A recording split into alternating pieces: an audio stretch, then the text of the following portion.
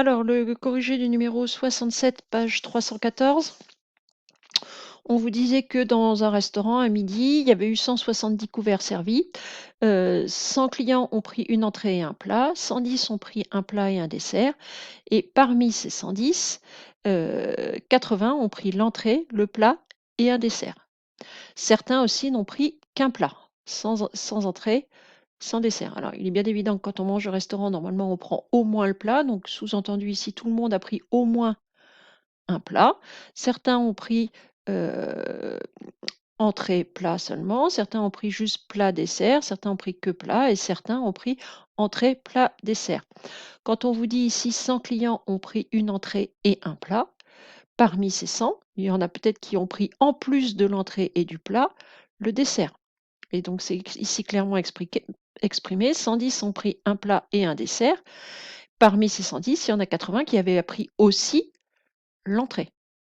Et on vous dit certains n'ont pris qu'un plat. Donc on choisit au hasard une personne qui a déjeuné dans ce restaurant, ce qui veut dire qu'ici il y a en tout 170 issus écus probables. Il y a 170 issus écus probables. Écuits probables. Donc la probabilité de donc l'événement A, c'est le client a pris une entrée, pardon. Donc combien il y en a qui ont pris une entrée? Ben, je sais qu'il y en a 110, puisque de toute façon tout le monde a pris plat. Donc tous ceux qui ont pris une entrée, pardon, pas 110, 100. Tous ceux qui ont pris une entrée, ils sont ici, on en a 100 sur les 170, alors qui se simplifie par 10 en 10 sur 17.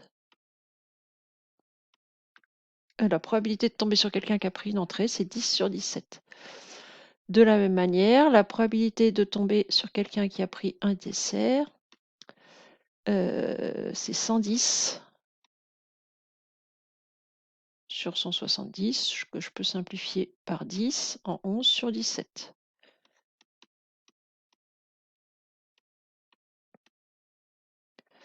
Donc ensuite, on vous demandait de compléter un diagramme. Donc dans le diagramme, je vais mettre ici toutes les personnes qui ont pris, alors A c'est quoi? C'est l'entrée. Ici, dans la patate B, doivent être toutes les personnes qui ont pris dessert. Et ici, les personnes qui n'ont pris ni entrée, ni dessert. On va trouver ici les personnes qui ont pris à la fois, là, dans cette zone-là, là, je suis en train d'assurer, on est à la fois dans la patate rouge, c'est-à-dire dans la partie avec entrée, et dans la forme bleue, c'est-à-dire dans la partie avec dessert. Donc la zone qui est à la fois dans A et dans B sont les clients qui ont pris entrée, plat, dessert. Ceux qui sont ni dans A ni dans B sont ceux qui ont pris plat tout seul. Donc maintenant, comment on va compléter ça? Donc, dans l'énoncé, on sait, donc ce par quoi on va pouvoir commencer, c'est cette partie-là. Cette partie-là, c'est ceux qui ont pris à la fois une entrée, un dessert et évidemment le plat, puisque ça c'est l'indispensable. Et on sait dans l'énoncé que ceux-là, ils sont 80, je crois. Voilà. 80 ont pris entrée, plat, dessert. Donc il y a 80 personnes à mettre ici. On vous dit aussi, tant qu'on y est, que ceux qui avaient pris plat et dessert, donc il y en a 80 qui avaient pris les trois, mais en tout, ils étaient 110. C'est-à-dire que dans la zone bleue, je dois avoir en tout 110 personnes. Comme j'en ai déjà mis 80 ici, bah pour compléter, je vais faire 110 moins 80, qui vaut 30. Donc j'ai 30 personnes qui ont pris un dessert sans prendre l'entrée. Et de la même manière, on avait 100 personnes qui avaient pris l'entrée en tout. Donc j'en ai mis 80 ici. Donc ici, je vais en mettre 100 moins 80, c'est-à-dire, j'écris très mal, 20 ici. Donc, combien de personnes j'ai positionné? J'ai positionné 80 personnes, plus 20, 100, plus 30, 130. Et en tout, dans mon restaurant, dans ce jour-là, il y avait 170 clients. Donc, 170 moins 130, je vais avoir 40 clients qui vont venir ici, qui n'ont pris que le plat. Donc là, maintenant, je sais ce qu'il faut. J'en ai 40 qui ont pris que le plat, 20 qui ont pris entrée plat uniquement, 80 qui ont pris entrée plat dessert et 30 qui ont pris juste plat dessert. Ce qui en fait bien 110 à avoir mangé un dessert, 100 à avoir pris une entrée en tout. Alors ensuite,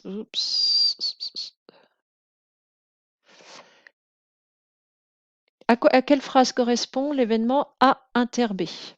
Donc A inter B, c'est le client a pris une entrée, intersection et B, c'est le client a pris un dessert, intersection, c'est les deux à la fois. Donc ici, A inter B, ça va être le client a pris entrée et dessert. Alors, ce qui serait la formule entrée, plat, dessert d'ailleurs. Le client a pris une entrée et un dessert. Bon, et sous-entendu, il a pris un plat aussi.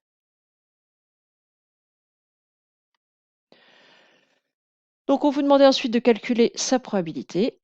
La probabilité de A inter B à avoir pris entrée, plat, dessert, ils sont 80 sur les 170. Ce qui va se simplifier par 10 en 8 sur 17. Donc la probabilité de A inter B. Oups.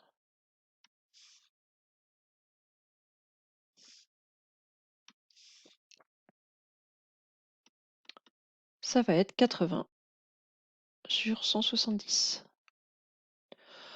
Ensuite, l'événement A union B. Alors, la phrase, ça va être le client a pris une entrée ou un dessert. Le client a pris une entrée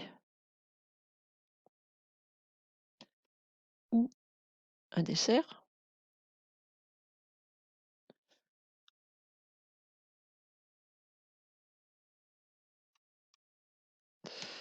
Le ou mathématique n'étant pas exclusif. C'est-à-dire, quand on dit il est dans l'un ou dans l'autre, il peut être dans les deux. Donc dans A union B, j'ai combien de personnes? Alors il y a deux façons de calculer cette probabilité-là. On va corriger des deux manières. Soit j'essaye de savoir combien il y a de personnes dans A union B. A union B, je rassemble ceux qui sont dans A et ceux qui sont dans B. Donc le A union B, c'est la partie là que je vais colorier en jaune. Alors je vais très mal colorier, hein, mais A union B, c'est toute cette partie-là, toute cette zone-là. Hop là. Ouais, c'est vraiment très très mal fait cette affaire, hein. J'aurais pas pu être prof de coloriage. Voilà, A union B, c'est la partie en jaune. Qu'on voit plus rien du tout d'ailleurs, parce que si, c'est bon. Voilà, donc la A union B, c'est toute cette partie-là. Donc combien il y a de personnes dedans? Il y en a 20 plus 80 plus 30, c'est-à-dire 130. Donc a priori, la probabilité de A union B,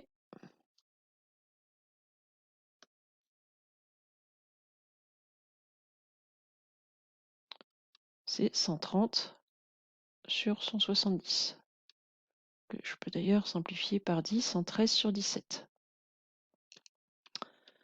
Deuxième façon de faire, il y a dans le cours une formule qui permet de calculer la probabilité d'une union. Probabilité de A union B, c'est probabilité de A plus probabilité de B moins la probabilité de l'intersection.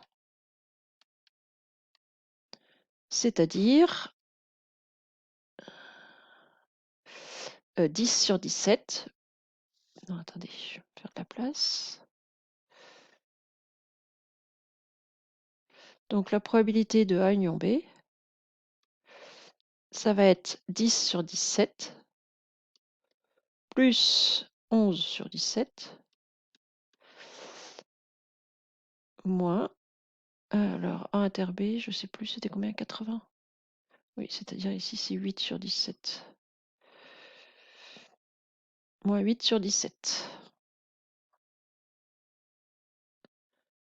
C'est-à-dire 10 et 11, 21, moins 8, 13 sur 17. On retrouve exactement le même résultat. Alors, pourquoi est-ce qu'il faut bien penser à enlever l'intersection? Parce que si vous faites, donc ce 10 sur 17, c'était en fait 100 sur 170 et 110 sur 170. Si vous faites de manière brutale 100 sur 170 plus 110 sur 170, alors déjà votre total va faire 210 qui dépasse les 170, c'est ennuyeux. Pourquoi ça fait plus que le total? Parce que vous aurez compté 2 fois les 80 qui sont là. Donc vous pouvez faire 100 plus 110, mais en sachant que vous aurez compté 2 fois ce qu'il y a dans l'intersection. Donc il faut enlever une fois les 80. Voilà, donc je crois que c'est à peu près tout pour cet exercice. Oui, on y est. C'est tout.